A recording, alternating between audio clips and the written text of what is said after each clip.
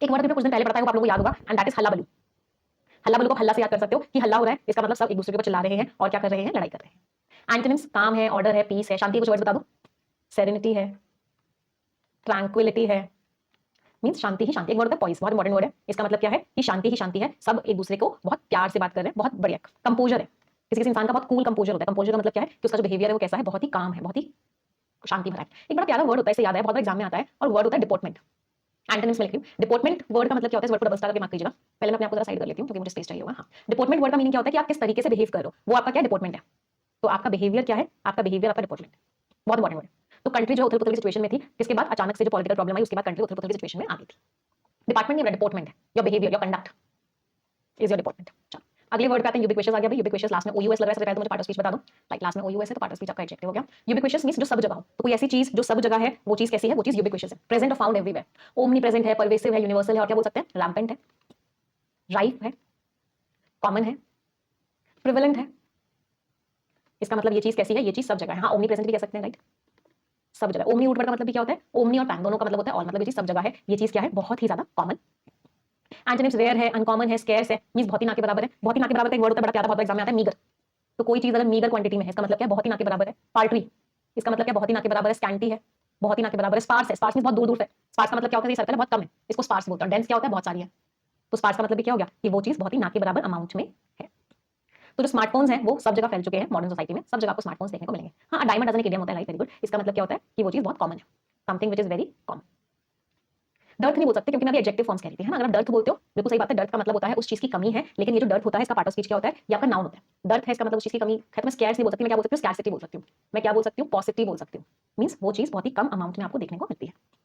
अगले वर्ड पे आते हैं, एंटाइस करना, इस अट्रैक्ट करना। तो और कोई किसी को एंटाइस कर रहा है, इसका मतलब वो अपनी तरफ उसको क्या कर रहा है, अपनी तरफ खींच रहा है। खींचे मुझे कोई डोर तेरी ओर, तो एंटाइस। अच्छा, अट्रैक्ट कर रहा है तो इसकी वीवन आईएनजी फॉर्म्स कुछ कर लेते हैं, बहुत बड़े एग्जाम में आता है। कोई चीज आपको अपनी तरफ खींच रही है तो क्या बोलेंगे, एंटाइसिंग है। बहुत सारे वर्ड्स हमने किए हुए रिवाइज करते हैं। अल्योरिंग है, ल्योरिंग है, बीविचिंग है, वेरी गुड, मेस्मराइजिंग है, एंथ्रॉलिंग है, फैसिनेटिंग है, मींस अच्छी, आपको अट्रैक्टिव लग रही है। और क्या बोल सकते हैं, चार्मिंग है।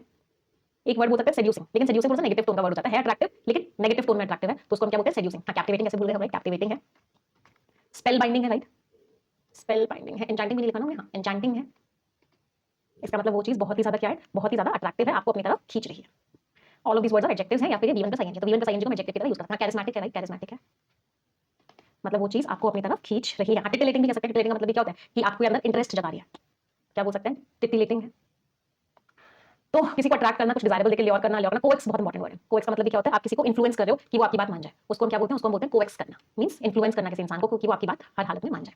एंटोनिम्स रिपेल कर रहे हो, दूर कर रहे हो, डिस्करेज कर रहे हो, डिटर कर रहे हो। डिटर मींस रोक रहे हो, दूर कर रहे हो। तो वेंडर ने कलरफुल पोस्टर्स को यूज किया जिससे कि वो अट्रैक्ट कर पाए पासर्स बाई को, जिससे कि वो उसके मैंगो शेक ट्राई करे। पासर्स बाई समझते हो, जो लोग घूम रहे होते हैं, वहां से गुजर रहे होते हैं, उनको हम क्या बोलते हैं, पासर्स बाई। पासर बाई इसका सिंगुलर फॉर्म होता है और पासर्स बाई इसका प्लूरल फॉर्म होता है। अच्छा, कोएक्स का एक बड़ा प्यारा सिनोनिम बहुत एग्जाम में आता है, एंड दैट इज कैजुअल करना। इसको डबल स्टार मार करके लिखिएगा। काजोल से याद कर सकते हो। काजोल सबको क्या कर लेती है, अपनी तरफ इन्फ्लुएंस कर लेती है। कैजुअल मतलब करना मींस एक तरीके से आप उस इंसान को, सामने वाले को कन्विंस करने की कोशिश कर रहे हो कि वो आपकी बात मान जाए। आप उसको इन्फ्लुएंस करने की कोशिश कर रहे हो कि वो आपकी बात क्या करे, मान जाए। दैट इज शेड्यूल करना। बहुत इंपॉर्टेंट वर्ड है, बहुत बड़ा एग्जाम में है। अगले वर्ड पे आते हैं सिनर्जी। सिनर्जी में आप बोलोगे मैं आप क्या पढ़ा रहे हो। सिनर्जी होती है जब 1 + 1 > 2 होता है। मैथ के सारे कॉन्सेप्ट्स हिल जाते हैं, इसको बोलते हैं सिनर्जी। तो सिनर्जी क्या होती है, जब आप अकेले काम कर रहे होते हो, आपने थोड़ा सा काम किया, आपके दोस्त ने अकेले काम किया, थोड़ा सा काम किया, लेकिन जब आप लोगों ने मिलकर काम किया, आपने बहुत सारा काम कर दिया, जो आपके इंडिविजुअल सम से बड़ा था, उसको बोलते हैं synergy. Means the interaction of elements that produces a greater effect when combined. तो जब इन दोनों कंबाइन किया, इनके इंडिविजुअल के सम से ज्यादा इंपैक्टफुल हुआ, दैट इज सिनर्जी।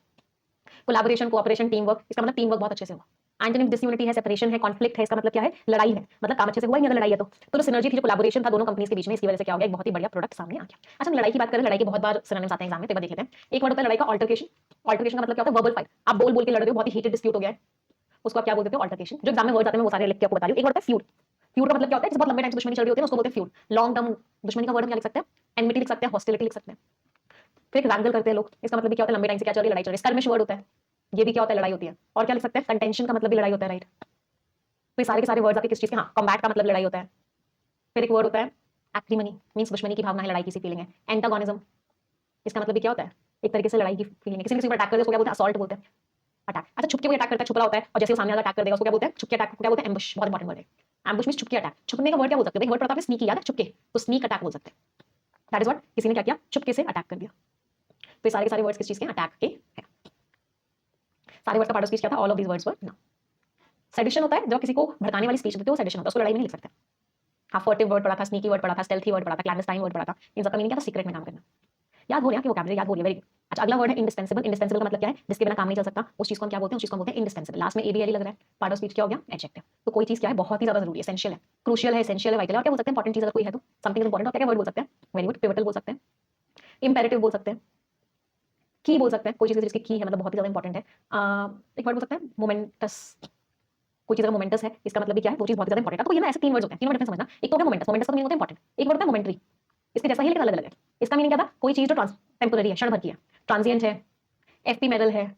और क्या वर्ड पढ़ा था मैं? एवनेसेंट है। इसका मतलब क्या है? टेम्पररी है, क्षण भर की है, ज्यादा लंबी नहीं है, फ्लीटिंग है। इन सब शब्द का मतलब क्या? टेम्पररी। और मोमेंटस का मीनिंग क्या होता है? इंपॉर्टेंट। अच्छा, एक और ऐसा वर्ड होता है इसके जैसा मॉन्यूमेंटल। ये भी कुछ जैसा ही है। कोई चीज मॉन्यूमेंटल है, इसका मतलब क्या है? वो चीज बहुत ही ह्यूज है, बहुत ही बड़ी है। कैसी है वो? गैरगैंटुआन है, मतलब बहुत ही बड़ी है। और क्या बोल सकते हैं बड़ी के लिए वर्ड? टाइटैनिक है, बहुत ही बड़ी है।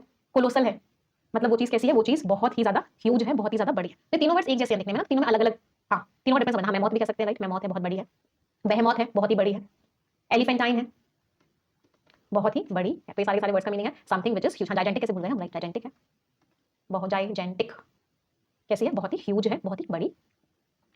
एंटोनिम्स अननेसेसरी, एक्सपेंडेबल, अभी आपकी मर्जी करो नहीं करो, ऑप्शनल है। ऑप्शनल का वर्ड क्या होता है? वॉलंटरी। Voluntary is what? आपकी मर्जी है, करो या मत करो।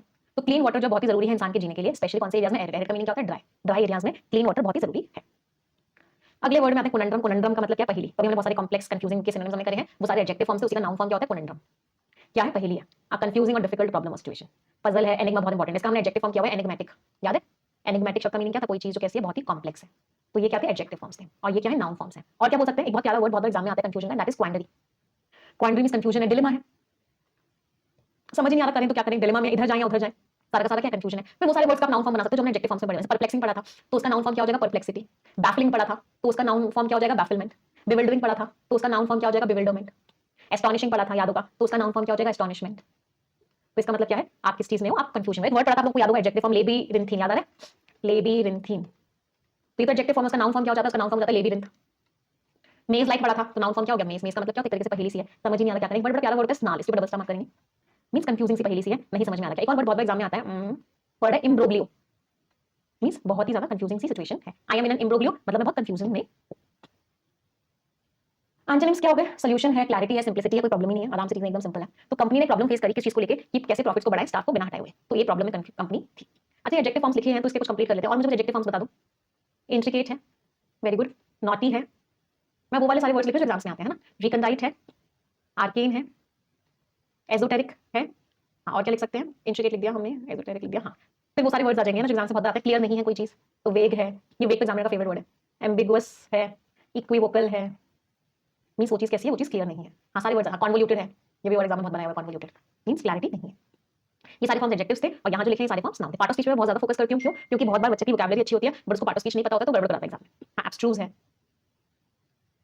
क्रिप्टिक है, मींस क्लियर नहीं है। अगले वर्ड पे आते हैं। Next word is subjugated. Sub, sub का मीनिंग क्या होता है? Lower level. ये रूट वर्ड होता है सब, जिसका मतलब होता है लोअर लेवल। तो किसी को सब्जुगेट कर देने का मतलब क्या है? कि आपने उसको क्या किया? आप उसको लोअर लेवल पे ले आए, मतलब आपने उसको कंट्रोल कर लिया, आपने उसको हरा दिया। इसका मतलब आपने उसको सब्जुगेट कर दिया। ब्रॉट अंडर कंट्रोल, डोमिनेट कर दिया, आपने क्या किया? ऑप्रेस कर दिया, कॉन्कर कर लिया, डोमिनेट कर लिया, ऑप्रेस कर लिया, दबा लिया आपने। एंटोनिम्स लिबरेट कर दिया, फ्री कर दिया, एम्पावर कर दिया, सशक्त बना दिया। तो जो सब्जुगेटेड कम्युनिटीज थी, जो जिनको कंट्रोल किया गया था, वो स्ट्रगल किया उन्होंने सालों तक अपना फ्रीडम लेने से पहले। उन्होंने क्या किया? बहुत ज्यादा स्ट्रगल किया। इन कम्युनिटीज में, सब्जुगेटेड कम्युनिटीज में। अच्छा, इसका ना एक वर्ड बहुत एग्जाम में आता है, दैट इज कैपिचुलेट करना। या कोई इंसान अगर कैपिचुलेटेड है, ये क्या एडजेक्टिव है? इसको याद कैसे करोगे? मतलब उसने अपनी कैप ना उतार के नीचे रख दिया, इसका मतलब उसने क्या कर दिया? सरेंडर कर दिया। उसने क्या कर दिया है? ईल्ड कर दिया। ईल्ड का मतलब क्या होता है? हार मान लिया। एब्डिकेट कर दिया। एब्डिकेट का मतलब क्या होता है? उसने त्याग दिया है। तो अगर किसी चीज को त्याग देते हैं तो उसको क्या बोलते हैं? एब्डिकेट कर देना। एक वर्ड होता है जिसको हम बोलते हैं कंसीड करना, राइट? कंसीड करने का मतलब क्या होता है? कि आपने क्या किया है? एडमिट कर लिया है कि भाई मैं हार गया। गिव इन और गिव अप दोनों होते हैं, क्योंकि मैं थर्ड फॉर्म्स लिखूंगी तो गिव लिखूंगी। गिव इन कर दिया है, गिव अप कर दिया, मतलब हार मान ली। एक और होता है केव इन। तो केव इन का मतलब क्या होता है? उस इंसान ने हार मान ली। वो इंसान क्या हो गया? हार गया है। हार का वर्ड होता है वैंक्विश। तो वो इंसान क्या है? वैंक्विश्ड है, मतलब हारा हुआ है। ये सारे वर्ड्स आपके वर्ब के थर्ड फॉर्म्स थे या फिर एडजेक्टिव्स थे। अगले वर्ड पे आते हैं कैटापुल्ट। कैटापुल्ट को सुनते ही मुझे एक सॉन्ग याद आता है, दीदी तेरा देवर दीवाना। उसमें ये सलमान खान है और उनके हाथ में क्या होती है? कैटापुल्ट होती है, जिससे वो निशाना लगाते हैं और सीधा अटैक करते हैं माधुरी दीक्षित पे। तो कैटापुल्ट क्या होती है? गुलेल। देखिए किसी ने, बहुत सारे लोग बंदरों को भगाने के लिए भी यूज करते हैं, वृंदावन में स्पेशली। तो इसको हम नाउन की तरह भी यूज करते हैं और इस वर्ड को हम वर्ब की तरह भी यूज करते हैं। नाउन जब होती है तो इसका मतलब होता है गुलेल, वो जो मशीन, वो जो डिवाइस होती है। और जब वर्ब होता है इसका मतलब होता है गुलेल से क्या कर रहे हो? उस चीज को आगे की तरफ ढकेल रहे हो। तो कैटापुल्ट करना मींस आगे की तरफ फेंकना, मतलब टू लॉन्च और प्रोपेल समथिंग फोर्सफुली, किसी चीज को तेजी से आगे की तरफ फेंकना। प्रोपेल करना, बूस्ट करना, थ्रस्ट देना, इसका मतलब क्या है? आप उस चीज को क्या कर रहे हो? आप उस चीज को आगे बढ़ा रहे हो। एंटोनिम्स हॉल्ट कर दिया, आपने रोक दिया, स्टॉप कर दिया, हिंडर कर दिया, रोक दिया। तो उसके जो इनोवेशन था उससे मदद हुई कंपनी को आगे बढ़ने में, और कंपनी कहां पहुंच गई? कंपनी जो है इंडस्ट्री के एकदम टॉप पे पहुंच गई उसकी इनोवेशन की वजह से। हिंडर के सारे वर्ड्स याद है सभी को? हिंडर करने के देखते चलो कितने लोगों को याद है। अगर आप किसी को रोक रहे हो इसका मतलब आप उस इंसान को क्या कर रहे हो? आप उस इंसान को स्टिमिंग कर रहे हो। स्टिमिंग बहुत इंपॉर्टेंट वर्ड है ना, डबल स्टैम करना बहुत बड़ा एग्जाम है। आप क्या कर रहे हो? उसको थ्वाट कर रहे हो, थ्रॉटल कर रहे हो, इंपीड कर रहे हो, और क्या कर रहे हो? इनहिबिट कर रहे हो। और क्या बोल सकते हैं? मुझे याद नहीं आ रहा, आप लोग याद दिलाओ। एक एच से वर्ड होता है, क्या होता है? हॉल्ट। हॉल्ट तो लिखा हुआ है यहाँ पे, हिंडर भी लिखा हुआ है, कुछ नया वर्ड बताओ यार, ऐसे काम कैसे चलेगा? हैम्पर कर रहे हो, राइट, हैम्पर कर रहे हो। फिर सी वाले सारे वर्ड आ जाएंगे, कंटेन कर रहे हो, चेक कर रहे हो, कर्ब कर रहे हो, कर्टेल कर रहे हो। इसका मतलब आप उस इंसान को आगे बढ़ने ही नहीं दे रहे, आप उस इंसान को रोक रहे हो। रिटार्ड कर रहे हो, रिटार्ड करने का मतलब क्या है? उसकी स्पीड आप क्या कर रहे हो? कम कर रहे हो। डिटर कर रहे हो, हाँ डिटर कैसे बोल रहे हो? रोक रहे हो। अच्छा, एक ना जब आप अपने आप को रोक रहे हो तो कि नहीं यार मैं इस काम को अभी नहीं करना, मैं इस काम को बाद में करूंगा, उसका बड़ा प्यारा वर्ड होता है, बहुत एग्जाम में आता है, दैट इज प्रोक्रास्टिनेट। प्रोक्रास्टिनेट करने का मतलब क्या होता है? कि मैं इस काम को अभी नहीं कर रहा, मैं इस काम को बाद में करूंगा। आप प्रोक्रास्टिनेट कर रहे हो क्योंकि आप आलस में हो। इसका मतलब आप क्या कर रहे हो? लैंग्वेज कर रहे हो। लैंग्वेज करने का मतलब क्या होता है? आप आलस में हो, आप कर ही नहीं रहे काम को, नहीं यार अभी नहीं कर रहा, बाद में करो। ये दोनों वर्ड्स बहुत इंपॉर्टेंट है। हाँ, डिरेल करना कह सकते हैं। डिरेल करना इस बहुत पटरी पे से उतार देना, मतलब आप उसको आगे नहीं बढ़ने दे रहे। फिर एनकम्बर करने का मतलब भी क्या होता है? आप उस इंसान को रोक रहे हो कि भाई तू आगे मत बढ़, तुझे आगे नहीं बढ़ना है। दैट इज व्हाट एनकम्बर करना। इसका एक फ्रेजल वर्ब भी होता है, दैट इज वे डाउन करना। वे डाउन करने का मतलब क्या होता है? कि आपने उसके ऊपर वेट डाल दिया, इसकी वजह से वो क्या हो रहा है? वो आगे ही नहीं बढ़ पा रहा है। एक और वर्ड होता है, नया वर्ड करते हैं, ये वाले वर्ड को रेगुलरली कर रहे थे, कुछ नए वर्ड में ऐड करते हैं, हॉबल करना। तो अगर किसी इंसान को हॉबल कर रहे हो इसका मतलब आप उसको आगे बढ़ने ही नहीं देना चाह रहे। आपने उसको क्या किया हुआ है? कन्फाइन करके रखा हुआ है। कन्फाइन का मतलब क्या होता है? चार दीवारी के बीच में बंद करके रखा हुआ है कि वो किसी भी तरीके से आगे ना बढ़ पाए। एक और वर्ड कर लेते हैं, बार करना। बार करना इज ऑल्सो व्हाट? किसी इंसान को रोकना। क्लॉग करना, आपकी नालियां क्या होती है? क्लॉग हो जाती है। इसका मतलब उनका मूवमेंट नहीं हो पाता, मतलब पानी आगे नहीं बढ़ पाता, मतलब रुक जाती है, जाम करना, ट्रैफिक जाम हो जाता है। तो इन सारे शब्दों का मीनिंग क्या है? कि आप क्या कर रहे हो? आप रोक रहे हो उस इंसान को आगे बढ़ने से। रेन इन करना, राइट। रेन इन करने का मतलब भी क्या होता है? कंट्रोल करना। बैन करना, हाँ बिल्कुल बैन कर दिया, बिल्कुल आगे हो ही नहीं सकती वो चीज, बैन हो गई, बंद होगी। अगले वर्ड पे आते हैं, कोएक्स वर्ड। अभी हमने पढ़ा था, इसका मतलब क्या होता है? आप किसी को कन्विंस करने की कोशिश कर रहे हो, उसको परसुएड करने की कोशिश कर रहे हो कि भाई तू मान जाना। आप क्या कर रहे हो? कोएक्स कर रहे हो, डबल स्टैम कर रहे हो, बहुत इंपॉर्टेंट वर्ड है। पार्ट ऑफ स्पीच क्या है? वर्ब। आप क्या कर रहे हो? परसुएड कर रहे हो, कन्विंस कर रहे हो, एंटाइज कर रहे हो, अपनी तरफ खींच रहे हो। एंटाइज के सिनोनिम्स में भी ये वर्ड हमने पढ़ा था। और क्या बोलते हैं? एक और वर्ड होता है बड़ा प्यारा सा, दैट इज वीडल करना। वीडल करने का मतलब भी क्या होता है? आप उससे बड़ी प्यारी प्यारी बातें कर रहे हो और उसको कन्विंस करने की कोशिश कर रहे हो कि भाई तू मान जा। अभी काजोल वर्ड पढ़ा था ना, काजोल का कैजोल मींस बड़ी प्यारी प्यारी बात करके उसको बनाने की कोशिश कर रहे हो कि भाई तू मेरी बात मान जा। डिसुएड कर रहे हो, रिपेल कर रहे हो, दूर कर रहे हो, डिस्करेज कर रहे हो कि नहीं भाई तू इस काम को मत कर। तो उसने अपने छोटे भाई को मना लिया किस चीज में? अब कि वो अपना होमवर्क कर ले, कैसे उसको एक ट्रीट दे दी और उसको मना लिया कि भाई तू काम कर ले। रेजुविनेशन लास्ट में सबसे पहले तो आई हुआ लग रहा है, पार्ट ऑफ स्पीच क्या हो गया नाउ। री शब्द का मीनिंग क्या होता है? अगेन फिर से। जेयूबी जो रूट वर्ड का मीनिंग क्या होता है? यंग। तो रेजुविनेशन का मतलब आप समझ पा रहे होंगे कि कोई इंसान क्या हो गया है? कोई इंसान फिर से यंग फील कर रहा है, तो उसको हम क्या बोलते हैं? वो इंसान कैसा हो गया? रेजुविनेट हो चुका है, रिन्यू हो चुका है, रिवाइटलाइज हो चुका है, रिस्टोरेशन। एक और वर्ड क्या लिख सकते हैं? रेसस्किटेशन। रेसस्किटेशन इसका मतलब क्या? उसके अंदर फिर से क्या आ चुकी है? एनर्जी आ चुकी है। और क्या बोल सकते हैं? उसका क्या हो गया? रिवाइवल हो गया, मींस फिर से एनर्जी आ चुकी है उसके अंदर। एक वर्ड रीइन्विगरेशन हो चुका है उसका।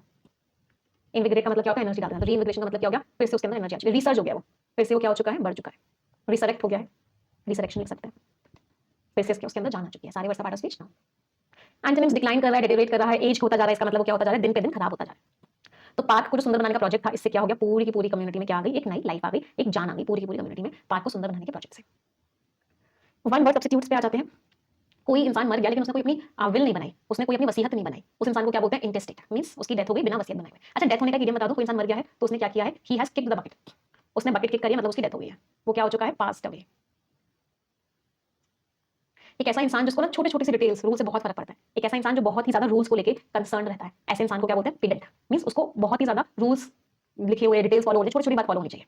एक ऐसा इंसान जो अकेले रहता है, रिक्लूस। रिक्लूस किन लोगों को बोलते हैं? जो लोग बिल्कुल अकेले रहते हैं, जो लोग दूसरे लोगों को अवॉइड करते हैं, अपने में ही होते हैं, ऐसे लोगों को हम बोलते हैं रिक्लूस। चेहरे पे बड़ा ही गुस्से वाला लुक है, ग्लोअर। फ्रेजल वर्ब्स पे आते हैं। गो ओवरबोर्ड, ओवर से याद कर सकते हो, जितना जरूरी था आपने उससे कहीं बहुत ज्यादा कर दिया। फॉर एग्जाम्पल, आपको मुझे पढ़ाने थे 50 सिनोनिम्स, 50 वर्ड एक क्लास में, मैंने आपको 100 पढ़ा दिया, तो I went overboard to improve your vocabulary. आपकी वोकैबुलरी को इंप्रूव करने के लिए मैं कहां चली गई? ओवरबोर्ड चली गई, मींस बहुत ज्यादा कर दिया। हैंग इन, या प्लीज यार हैंग इन। कितनी भी प्रॉब्लम्स आए, कितनी भी मुश्किलें आए, you have to hang in, मतलब आपको टिके रहना है, आपको गिव अप नहीं करना, आपको every single day editorial perfection करना है। 2 घंटे एवरी सिंगल डे इंग्लिश को देने हैं। हैंग आउट, यार आज का मूड थोड़ा सा खराब सा हो रहा है, मैं जा रहा हूं हैंग आउट करने, मतलब फ्रेंड्स के साथ टाइम स्पेंड करने बाहर, हैंग आउट करना। Look out for, please look out for snakes. ये इस एरिया में ना बहुत सारे सांप दिखते हैं, तो please look out for them. Look out for them का मतलब क्या है? ध्यान रखना है ना, ध्यान से जाना, नजर रखना, that is look out for. अच्छा, कितने वर्ड्स कर लेते हैं एडिटोरियल क्लास में वोकैबुलरी की? वैसे किसने कभी काउंट किए? कितने वर्ड्स हो जाते हैं क्लास में? तब तक इडियम्स करते हैं, आप लोग मुझे बताएंगे। वुल ओवर द आइज, किसी की आंखों पे पट्टी बंदी है, मतलब आप उसको क्या कर रहे हो? पट्टी बांध के धोखा दे रहे हो, ट्रिक कर रहे हो, डिसीव कर रहे हो। धोखा देने का एक और वर्ड क्या होता है? बिट्रे कर रहे हो। आपने किसी इंसान को धोखा दिया, दैट इज आपने उस इंसान को बिट्रे किया। जंप थ्रू हुप्स, देखा आपने सर्कस में ऐसे लोग जंप करते हैं, मींस मुश्किल चीजें करते हैं। Jump through hoops means complicated चीजें करना किसी चीज को पाने के लिए। तो अगर आप कॉम्प्लिकेटेड चीजें कर रहे हो किसी चीज को पाने के लिए, आप हुप्स पे जंप करो। कोई चीज हवा में ही लटकी हुई है, इसका मतलब अभी तक रिजॉल्व नहीं हुई है, अभी तक उसका आंसर नहीं मिला है, अभी भी हवा में लटकी हुई है, means it is up in the air, still to be settled, unresolved है, अभी भी एयर में है। मैम 200 प्लस, 100 प्लस, 150 प्लस, ये तो ऐसे ही कह रहा हूं, एग्जैक्ट नंबर कोई नहीं बता रहा। बाय द बुक, रूल्स के हिसाब से। कोई इंसान अगर बाय द बुक चलता है, रूल्स के हिसाब से चलता है। चलो यार बहुत बात हो गई, let's get down to business now. मतलब आप जो काम करने आए हैं उस काम को शुरू करते हैं। तो to start the work that has to be done, उस काम को शुरू करना जो करना है हमें।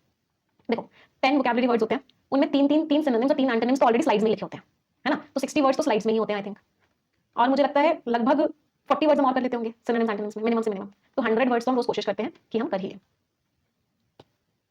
चलो आ जाते हैं आर्टिकल पे। उससे पहले मैं रिक्वेस्ट करूंगी 4300 स्टूडेंट्स आर वाचिंग, 4300 लाइक्स में है, तो एक बार तुरंत की तुरंत सेशन को सभी लोग लाइक कर देंगे। Everyone beat the heat with people centric response, तो जो गर्मी आने वाली है उसको बीट करो, कैसे? लोगों के हिसाब से चलो। पीपल सेंट्रिक मींस लोगों के हिसाब से आपको एक्शन लेना है।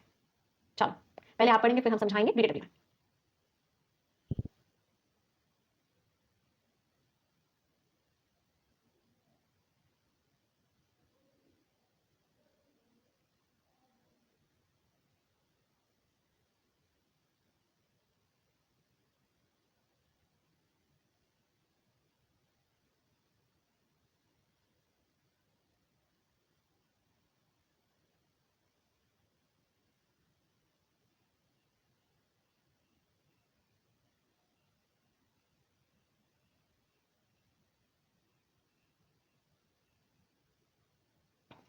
चलिए देखते हैं ऑथर क्या कह रहे हैं। ऑन मार्च 15, मार्च 15 को सम स्टेट्स एंड सिटीज, कुछ स्टेट्स ने और कुछ शहरों ने एक्सपीरियंस किया the first of severe heat waves, बहुत ही गंदी हीट वेव्स में से एक, फॉर द ईयर 2025, 2025 के साल के लिए।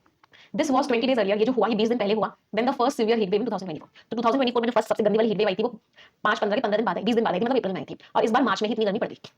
इन द लास्ट डेकेड, पिछले 10 सालों में, the number of severe heat days, सबसे ज्यादा गर्मी वाले जो दिन थे, एंड दी सीवियरिटी या इंटेंसिटी ऑफ हीट वेव, और जितनी गर्मी पड़ रही है उसकी सीवियरिटी जितनी ज्यादा गर्मी पड़ रही है, ये दोनों चीजें बढ़ती जा रही हैं।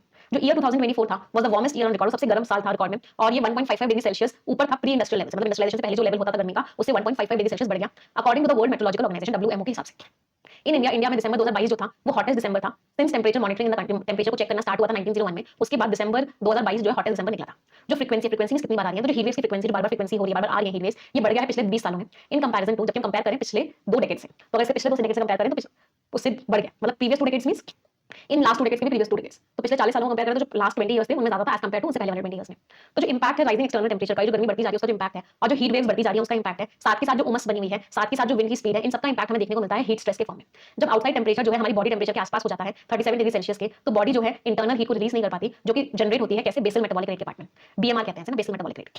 तो बीएमआर क्या होता है कि हमारी बॉडी क्या करती है, हीट जनरेट करती है अपने अंदर, तो वो हीट जनरेट तब तक करती है जब बाहर का टेंपरेचर ठीक होता है, और उस हीट को क्या कर देती है, रिलीज कर देती है, लेकिन जैसे ही बाहर का टेंपरेचर बहुत ज्यादा बढ़ जाता है तो बॉडी उस हीट को रिलीज नहीं कर पाती। तो बेसिकली पूरे पैराग्राफ में क्या लिखा हुआ है, गर्मी बढ़ रही है, हाई गर्मी, दिन पे दिन, साल पे साल, डेकेड पे डेकेड गर्मी बढ़ती जा रही है, और इस चीज की वजह से बहुत ही ज्यादा नेगेटिव इंपैक्ट पड़ रहा है, ऐसा ऑथर ने बोला। कितने लोगों को पैसेज समझ आया? चल अब मुझे थोड़ी सी ग्रामर बता देंगे सभी लोग। ये दिस वाज 20 डेज कैसे लिखा हुआ है, इसमें कुछ गड़बड़ है क्या? सही है, एक तो मुझे ये बताएंगे। एक is have been rising, active voice है, पैसिव वॉइस है, और इसका सब्जेक्ट कौन सा है ये बताएंगे। इसमें ऑथर ने कुछ ग्रामेटिकल मिस्टेक करी है क्या, ये बताएंगे। इज हैज इंक्रीज वर्क का सब्जेक्ट बताएंगे, इज वर्क का सब्जेक्ट बताएंगे, और यहां से लेकर यहां तक पार्सिंग करेंगे। चल देखते हैं, मैं अपने फोन को साइलेंट कर लेती हूँ। तो सबसे पहले तो दिस वाज 20 डेज सही था, ये दिस 20 डेज का नहीं है, ये इस इवेंट का है। तो ये जो इवेंट है ये 20 दिन पहले हुआ, तो दिस कोई डेज का नहीं है, दिस इवेंट का है, और दिस क्योंकि सिंगुलर है इसलिए सिंगुलर हुआ भाई, वॉज में कोई प्रॉब्लम नहीं थी। हैव बीन राइजिंग, सबसे पहले तो have plus been plus been plus I N G लगा हुआ है, इसका मतलब ये आपका प्रेजेंट परफेक्ट कंटीन्यूअस टेंस है, और ये एक्टिव वॉइस है, पैसिव वॉइस नहीं है, पैसिव वॉइस में हमेशा वर्ब की थर्ड फॉर्म आती है। अगली बात, इसका सब्जेक्ट क्या है, इसका सब्जेक्ट दो है, एक तो है द नंबर ऑफ और दूसरा है द इंटेंसिटी ऑफ, तो दो सब्जेक्ट्स हैं एंड से कनेक्टेड है, इसलिए हमने प्लूरल वर्ब का यूज किया है। इसमें गड़बड़ ये है कि जब भी सिंस लिखा होता है और वो टाइम के बारे में बताता है, 120 रूल्स ऑफ ग्रामर, अगर किसी ने नहीं पढ़े हैं तो पढ़ लेना। जब भी सिंस या फॉर लिखा होता है और वो टाइम के बारे में बताता है, तो जो हम टेंस यूज करते हैं वो परफेक्ट होता है या फिर परफेक्ट कंटीन्यूअस होता है। तो in India December 2022 has been the hottest December, ये जो हॉटेस्ट दिसंबर रहा है कब से, जब से टेंपरेचर मॉनिटरिंग स्टार्ट हुई है। सिंस के बाद जो टेंस आता है वो सिंपल पास्ट होता है, तो यहाँ पे कोई प्रॉब्लम नहीं है, ये सिंपल पास्ट टेंस सही है, लेकिन यहाँ पे प्रॉब्लम थी, यहाँ पे हैज बीन आएगा। हैज इंक्रीज का सब्जेक्ट था फ्रीक्वेंसी, ये प्रपोजिशन से स्टार्ट हुआ था, एडिशनल इन्फॉर्मेशन थी, तो इसका सब्जेक्ट था फ्रीक्वेंसी। इसका सब्जेक्ट था इंपैक्ट, ये प्रपोजिशन से स्टार्ट हुआ था, सारी की सारी एडिशनल इन्फॉर्मेशन थी, तो इसका सब्जेक्ट था इंपैक्ट, क्योंकि सिंगुलर था इसलिए हमने इस लगाया था। चलो यहाँ पे पार्सिंग करते हैं। व्हेन यहाँ पे कंजंक्शन का रोल प्ले कर रहा है, द आर्टिकल हो गया, आउटसाइड एडजेक्टिव है, टेंपरेचर नाउन है, रीचेस वर्ब है, क्लोज एडवर्ब है, टू प्रपोजिशन है, आर एडजेक्टिव है, बॉडी टेंपरेचर को पूरा भी नाउन मान सकते हो या बॉडी को एडजेक्टिव टेंपरेचर को नाउन मान सकते हो, ऑफ प्रपोजिशन है, 37 डिग्री सेल्सियस नाउन है, द आर्टिकल है, बॉडी नाउन है, फेज वर्ब है, टू प्रपोजिशन है, रिलीज वर्ब है, द आर्टिकल है, इंटरनल एडजेक्टिव है, हीट नाउन है, विच कंजंक्शन है, इज वर्ब है, जनरेटेड वर्ब है, as which is generated as यहाँ पे प्रपोजिशन का रोल प्ले कर रहा है, आर्टिकल है, पार्ट नाउन है, ऑफ प्रपोजिशन है, द आर्टिकल है, बेसल मेटाबॉलिक रेट पूरा का पूरा नाम है बीएमआर, जिसको पूरा का पूरा एक नाउन मान सकते हैं। कोई प्रॉब्लम किसी को? आगे बढ़े, कितने लोग सारे आंसर्स ठीक निकले? I hope many of you. चलो नेक्स्ट पैराग्राफ पढ़ेंगे सभी लोग।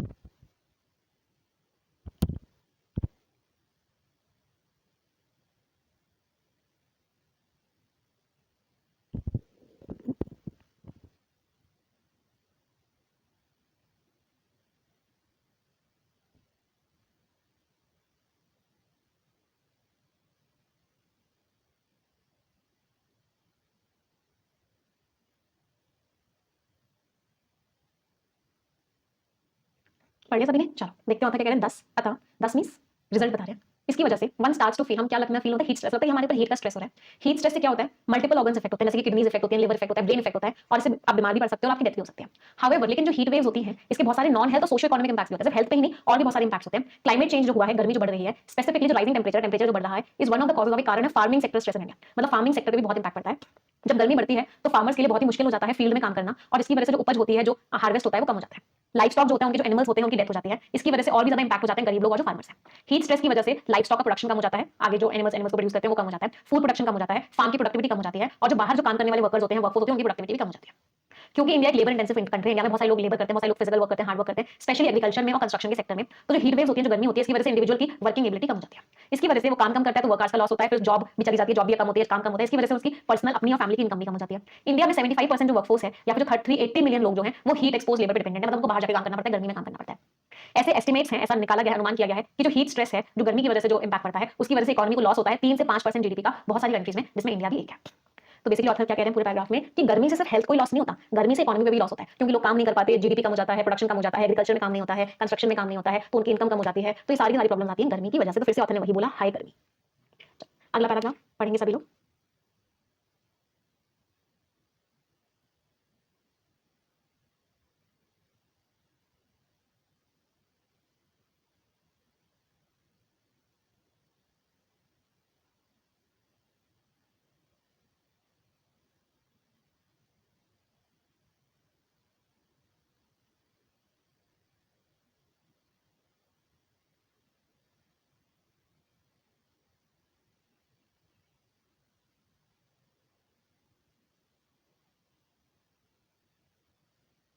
समझ में आ रहा है ना सभी को? मजा आ रहा है पढ़ने में?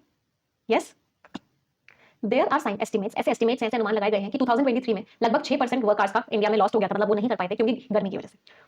जैसे जैसे टेम्परेचर बढ़ता है, इलेक्ट्रिसिटी की डिमांड बढ़ती है, फिर पावर कट भी होता है, इलेक्ट्रिसिटी चली भी जाती है, जिसकी वजह से इंडस्ट्री में प्रोडक्शन भी कम होता है। हीट वेव जो आती है, गर्मी की लहर जो आती है, हीट स्ट्रेस जो होता है, वो लोगों की पर्सनल इनकम को भी इंपैक्ट करता है, और इसकी वजह से एक कंट्री की इकोनॉमिक ग्रोथ भी कम हो जाती है। हीट का जो डेटा है वो बताता है कि जो हीट स्ट्रेस का इंपैक्ट होता है सबसे गंदा होता है गरीब लोगों पे, जो मार्जिनलाइज्ड है, जो मार्जिन मतलब गरीब है, माइग्रेंट्स हैं, जो अपनी जगह छोड़ के दूसरी जगह काम करने जाते हैं, सब्सिस्टेंस वर्कर्स कौन होते हैं, जो अपनी रोजी रोटी के लिए काम कर रहे होते हैं, ऐसे लोगों को क्या बोलते हैं, सब्सिस्टेंस वर्कर्स, उन पे, वुमेन पे, और जो बूढ़े लोग हैं उन पे। वुमेन पे सबसे ज्यादा इंपैक्ट पड़ता है, क्योंकि हमारी सोशल नॉर्म्स में सोसाइटी के रूल्स रेगुलेशंस हैं, जैसे कि वुमेन को इतनी गर्मी में किचन में काम करना होता है, इसकी वजह से इंपैक्ट पड़ता है। ऊपर से उनको क्लोथिंग पूरी तरीके से वेयर, मतलब क्लोथिंग ऐसी वेयर करनी पड़ती है, इसकी वजह से गर्मी का ज्यादा इंपैक्ट पड़ता है, गर्मी ज्यादा लगती है ड्यू टू कल्चरल रिक्वायरमेंट। अलग अलग कल्चर्स में इस तरह की क्लोथिंग होती है जिस वजह से ज्यादा गर्मी लगती है, और या फिर जो उनको स्पेस दिया जाता है सोने के लिए, उसकी वजह से गर्मी ज्यादा होती है। फ्रॉम एवरी एंगल, हर एंगल से it is a matter of inequality. इसका मैटर है इनइक्वालिटी का मैटर है, मतलब जो लोग मार्जिनलाइज्ड हैं, गरीब हैं, या जिनके साथ भेदभाव किया जा रहा है, उस तरह के लोगों पे सबसे ज्यादा इंपैक्ट पड़ता है गर्मी का।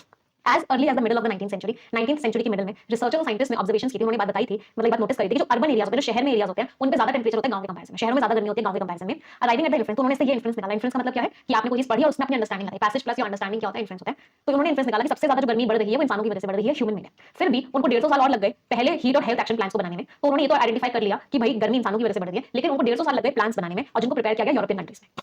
आयरॉनिकली, और एक तरीके से आयरॉनिकली का मतलब क्या है, होना कुछ चाहिए था, हो कुछ और रहा है, उसको आयरॉनिकली बोला गया। ऐसे जो पहली कोशिशें थी वो नॉन ट्रॉपिकल रीजन्स में आई थी 2003 से 2008 में। तो ट्रॉपिकल रीजन्स में क्या होता है, सबसे ज्यादा गर्मी पड़ती है, लेकिन जो कोशिशें की गई गर्मी से लड़ने की, वो ऐसे एरियाज में की गई जो कि नॉन ट्रॉपिकल थे, मतलब ट्रॉपिकल एरियाज में जहां पे सबसे ज्यादा गर्मी बढ़ रही है वहां पे कोशिशें की ही नहीं थी। तो पूरा का पूरा पैराग्राफ क्या कह रहा है, आपको पता होगा ट्रॉपिकल एरिया समझते हो ना, जैसे ये इक्वेटर होता है, मुझे एग्जैक्टली तो याद नहीं, बहुत बचपन में ज्योग्राफी में पढ़ा था। ट्रॉपिक ऑफ कैंसर होता है, ट्रॉपिक ऑफ कैप्रिकॉर्न होता है, फिर एक और लाइन होती है, आर्कटिक सर्कल होता है, एंटार्क्टिक सर्कल होता है, फिर नॉर्थ पोल साउथ पोल आ जाता है। तो जो एरियाज ट्रॉपिक्स के बीच में, मतलब ये वाला ट्रॉपिक और ये वाला ट्रॉपिक और इक्वेटर, तो ये वाले जो एरियाज हैं इनको बोलते हैं ट्रॉपिकल एरियाज। तो यहाँ पे क्या होता है, यहाँ पे सबसे ज्यादा गर्मी पड़ती है, तो इन्हीं एरियाज में सबसे ज्यादा गर्मी बढ़ रही थी, और इन्हीं एरियाज में कोशिशें नहीं की गई, हेल्थ एक्शन प्लान्स नहीं थे। चलो, टोन कैसी थी, इंफॉर्मेटिव थी, और ऑथर केयरफुल होने को बोल रहे हैं, बहुत गर्मी पड़ने वाली। क्वेश्चंस का आंसर देंगे। फर्स्ट क्वेश्चन एवरीवन,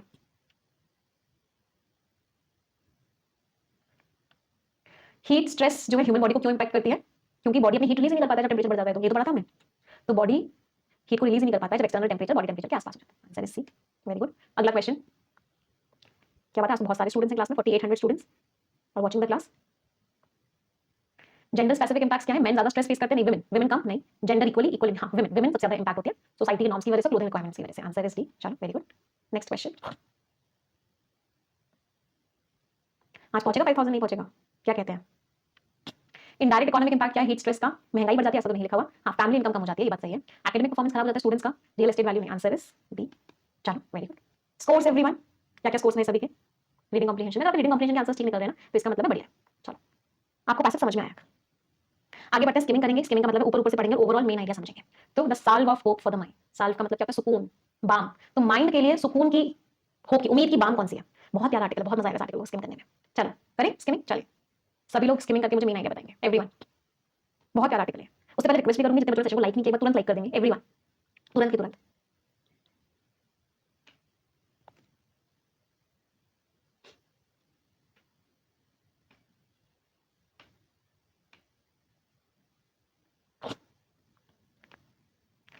चलिए देखते हैं, एक छोटे से घर में वेस्टर्न इंडिया में कुछ लोगों ने एक बार शेयर किया, जो एक बार होमलेस थे, घर उनके पास घर नहीं था और मेंटल इलनेसेस थी उनको। तो एक विमेन थी, वो सपना ले दे रही थी कि मैं ना रागी का मड बनाऊं, कुछ रेसिपी का नाम होगा। ये रेसिपी क्या होती है, एक मिलेट का फ्लावर, उसको सॉल्ट में हॉट वाटर में कुक करते हैं, फिर उसके कोई दाल के साथ सर्व करते हैं। तो उसको इतनी खुशी इस बात से होती है, अरे वाह मैं इस चीज को बनाऊंगी। फिर हैप्पीनेस आई, खुशी आई, तो उसके अंदर फीलिंग्स आई घर की। कर्नाटका से थे अब, लेकिन वो एक नई इस रियलिटी में है, वो डिजायर करती हैं कि जो उनका कल्चर की जो डिशेज है पास्ट की, उनको वो प्रेजेंट में लेके आएंगी और उस बैकग्राउंड में नहीं जाएंगी। मतलब जो वहां बनाती थी अपने पास में, उसको अब बनाएंगी, लेकिन जैसी पास्ट में सिचुएशन थी अब वो वैसी नहीं होगी। मतलब पास्ट में पहले कहता है उनको घर नहीं था, उथल पुथल थी। दूसरी वुमेन क्या ड्रीम कर रही है कि वो लेमन जूस की एक गाड़ी चलाएंगी और खुद के ऊपर डिपेंडेंट हो जाएंगी, और उनके अंदर जो एंटरप्रेन्योरशिप की स्पिरिट है उसको यूज करेंगी, उसको बस स्टैंड के पास लगाएंगी अपनी गाड़ी को, उसमें वो नींबू पानी बेचेंगी, और जिससे क्या होगा, लोग अट्रैक्ट होंगे, फिर वो गर्मी के दिनों में नींबू पानी खरीदेंगे और पिएंगे। एक तीसरी वुमेन क्या बोल रही है, क्या सोच रही है कि वो ना नारियल को टेंपल में ऑफर करेंगी,